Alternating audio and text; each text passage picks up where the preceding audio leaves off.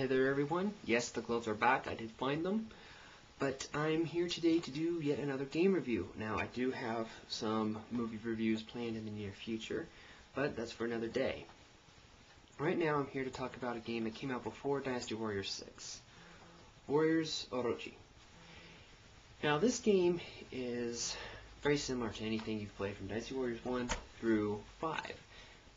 The exact same gameplay for the most part. Now there have been a few slight changes. The first is the team system, where you can switch between characters on the go.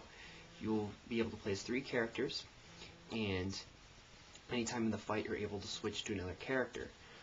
I wish I'd be able to show this to you, but I do not have the proper equipment to do that.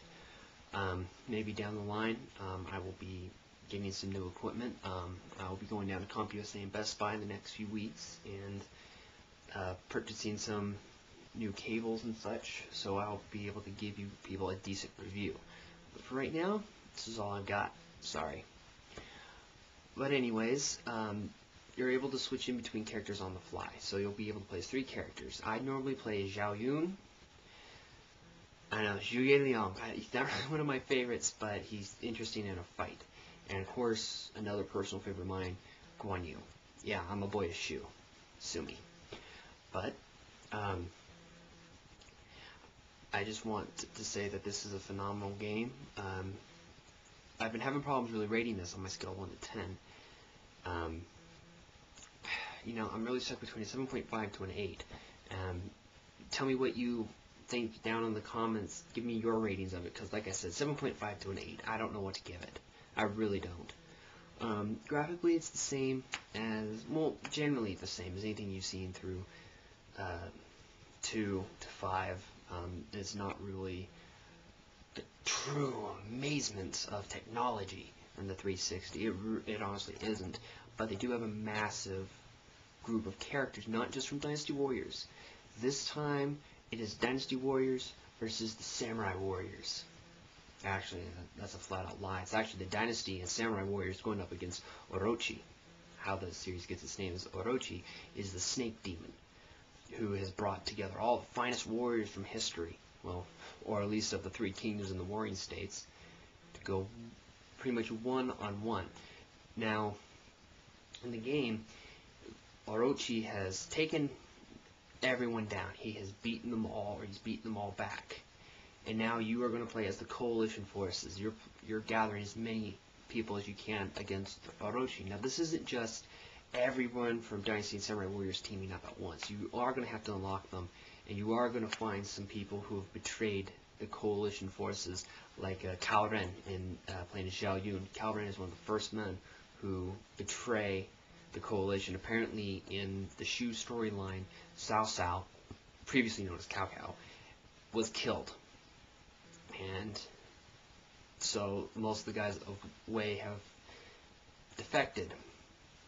And this is a generally good idea of a storyline. However, it does fall flat in that they don't push it enough.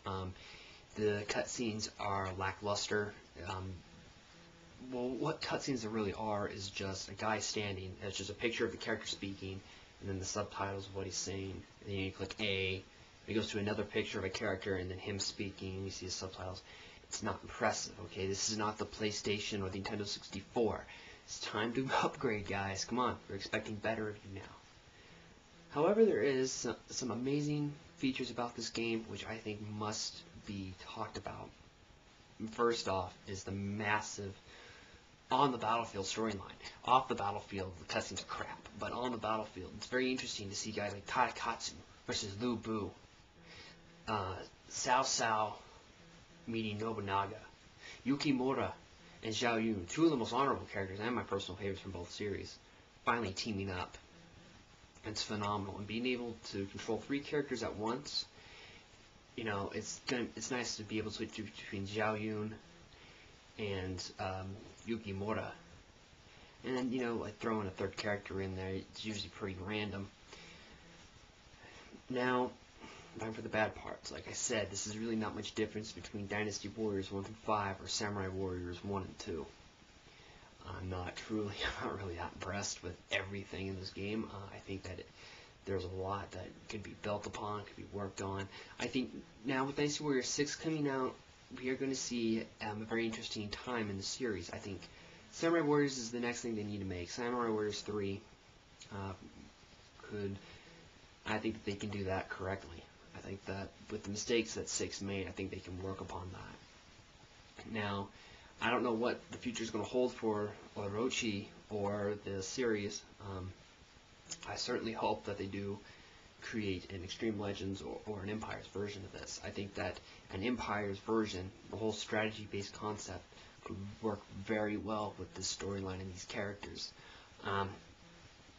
I know I didn't really touch on this in Dynasty Warriors 6 review, but I definitely want to see create a character not only implemented in it, but better than what we've seen in the Empires and Extreme Legends games, because let's face it, the created characters have always sucked. They've never looked that good.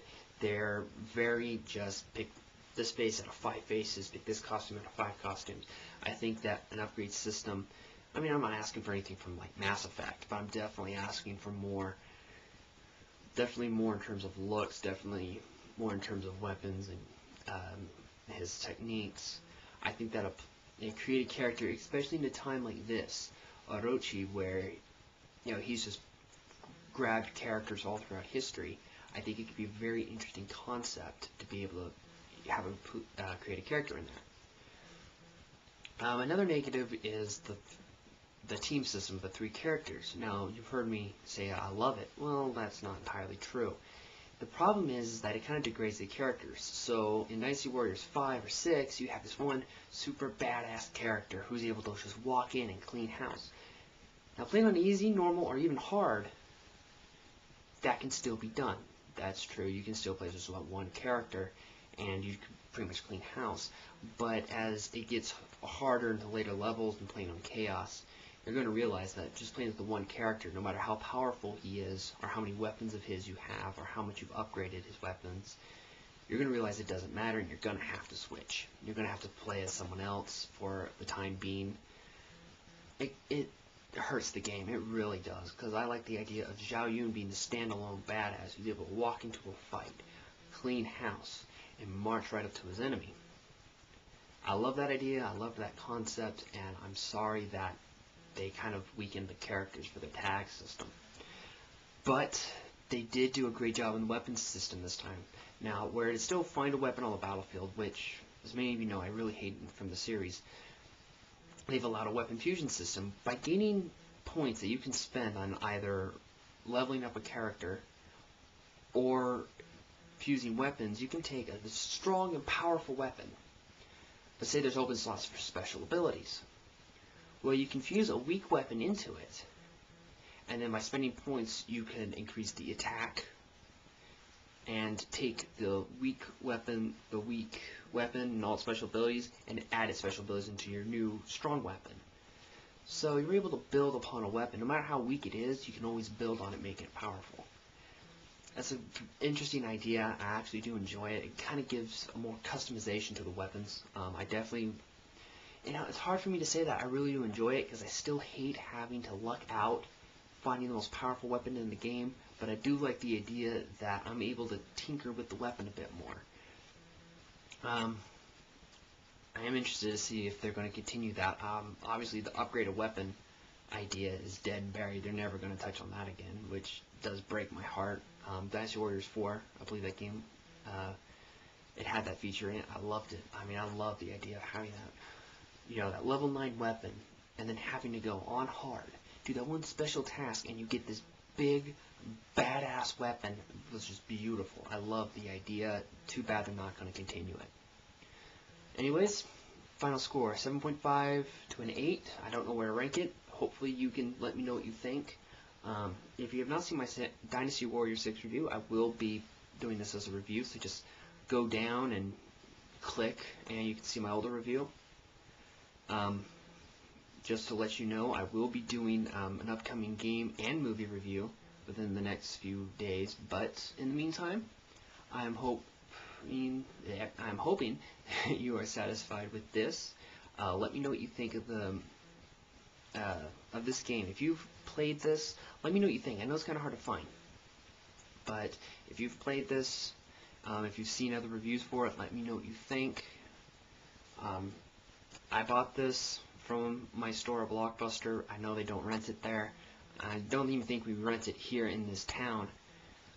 You might want to try another game place, such as maybe Hollywood Video, or maybe just buying it from EB Games. This is a definite must-buy game. I did enjoy it. I think it is worth buying if you're a fan of the series. And if you're not a fan of the series, maybe you might want to try renting it or just avoiding it altogether. But my final review, 7.5 to an 8. I'll see you guys next time, alright?